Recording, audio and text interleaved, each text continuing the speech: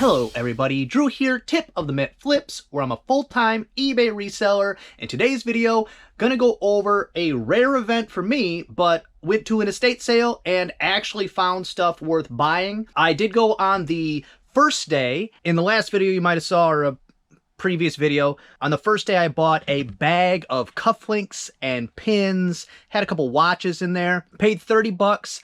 I don't recommend spending a bunch of money at estate sales on the first day unless you find that rare item, or like the cufflinks like I did, because things are just overpriced. Go on the last day.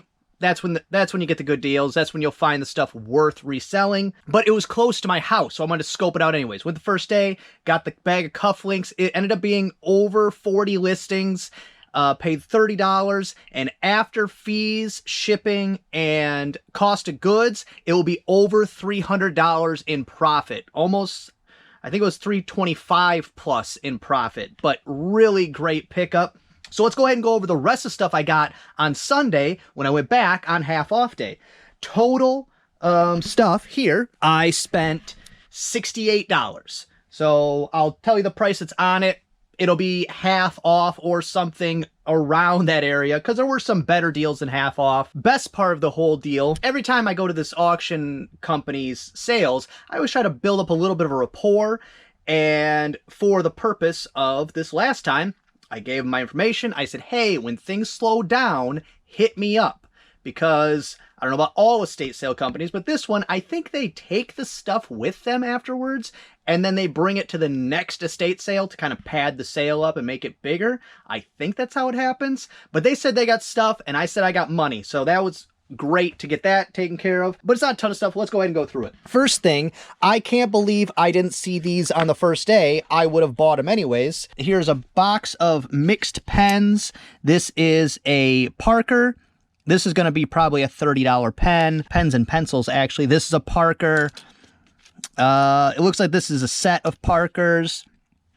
This is a Parker Vector, but I think this guy was a sales rep for Regal Boats, because he had a ton of Regal Boats shirts, and there was like some Zippos and keychains and a bunch of stuff like that, where if it didn't say Regal, because that wasn't a brand, I looked it up, it wasn't a brand where that's something that's going to sell.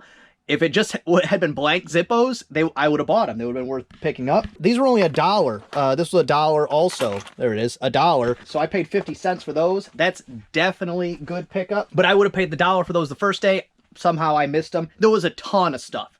This one was a good one. Just a ton of stuff. Next thing is a brass keychain, and not like a keychain to put your keys on, but like a keychain to put your keys on. It's a wall hanger that you hang your keys on, if I made that confusing enough for everybody. Original price, $3, so I would have paid roughly $1.50. Brass has been great for us lately, so continuing to pick it up when I can.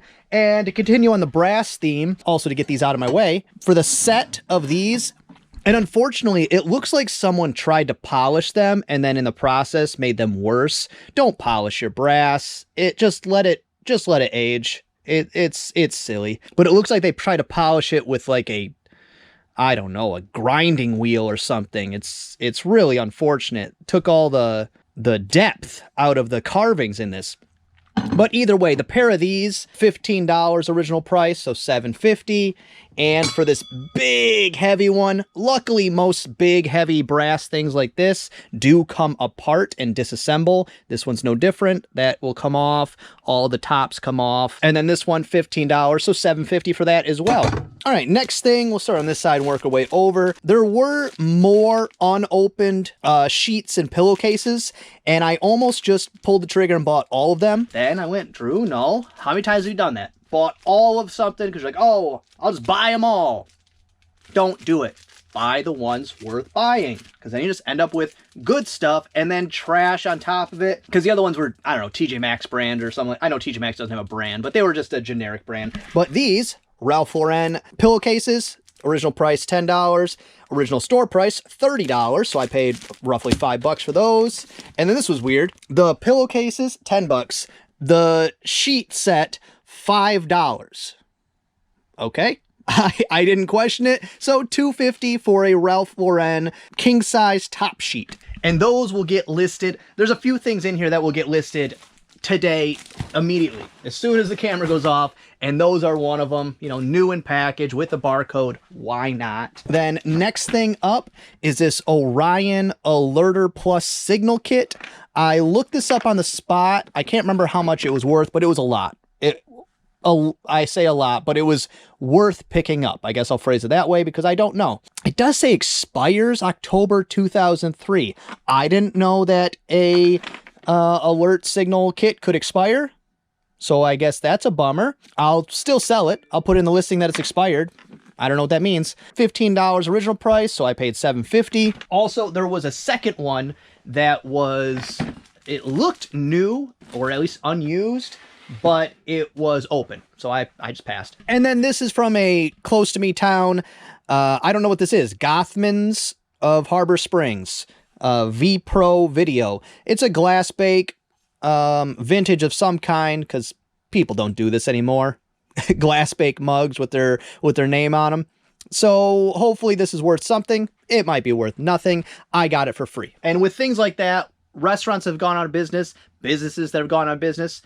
You just need to have one buyer. You can be the only one listed, put it at $19.99 and hope that one person looks for it. That's kind of what you're going for. But I give that a 50-50 shot.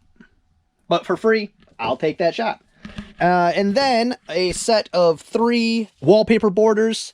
And I think she threw these in, but I'm not positive. Either way, if she didn't, it was $1 a piece. And so for the set of these, which this one is new, it just has the plastic off it. I mean, $24.99 free shipping at the very least would be my guess. And then next up, I do remember this ends up being a much better buy than I expected, because original $15, so I paid $7.50, and I looked it up and it didn't have the suspenders that are supposed to come with it, and it was still at the time worth a good amount of money without the suspenders. But then as I was getting ready to film, I realized, oh, the suspenders are right there. They're just stapled to the inside of the pocket. So I think this is a $50+ tool belt. It was definitely significant money. I don't remember exactly. I do know tool belts are expensive, at least good ones. And then this was neat. Anytime there's oversized tools, I'll always at least look them up, because some of those things are just worth crazy money. But this one is Schwinn brand. It's a 1/4 and 1 3/16 Schwinn N8263 wrench. Paid $2 for it. I think I remember looking this up and it was 40-ish, somewhere in that range. Not really positive, but either way, it was definitely worth buying. And then this item I should have passed on. I think it was more I wanted to buy it than anything. I'm not going to lose money. I'll definitely make some money, but I could have passed. So I paid $5. This is a Star Trek number 4, the movie, in Betamax, but new in package is what I hope. Because this also, it's hard with VHS, because I worked at 2 different video stores, and there was a thing in the back of the store where we would seal our old VHS when we'd go to sell them. So now people will buy a VHS going, oh, it's a brand new VHS. It's sealed in the plastic. That doesn't mean anything. It means it's sealed in plastic. That's all it means. So unless they have like the, lots of them they'll have like a sticker that goes across that lets you know that it is actually a factory seal. But either way, I'll still, at $5, even if I sold it as used, make a profit. I do think this is new. I just know from my experience that just because a VHS or a Betamax is sealed in plastic, that does not mean that it's actually new. Just something to look out for, especially now with VHS being a collectible, which, out of all the things people collect, I could foresee that one kind of fizzling out. The graded VHS, I don't know. It's anything with rarity is collectible, but not every collectible has survived. That's just a fact of life. There's certain things that people collected, you know, Beanie Babies. I mean, not every collectible survives. And then also, this guy was a Trekkie. and an Ohio State fan. So there was tons of Ohio State stuff and Star Trek things. But this right here, paid $10 for it. I want to say this was 50 plus. It does seem to, I did open it up and it seemed like it was new-ish. I definitely will sell it as used, but I don't remember exactly how much I was going to get for it, but it was enough that I bought it. And sometimes you just want cool things in your store, and this is pretty cool. If my dad, my dad's a Trekkie, but he's an interesting fellow. He's a Trekkie, but he would not appreciate that as a gift, because what would he do with it? He's not going to play with it. He's not going to have friends over and put it in a display case and go, hey, look at this thing. He'd look at it once and go, oh, wow, that's neat. So, because for a split second, I was like, oh, I could get my dad for Christmas. He's a Trekkie. He likes, no, he wouldn't. He wouldn't like it at all.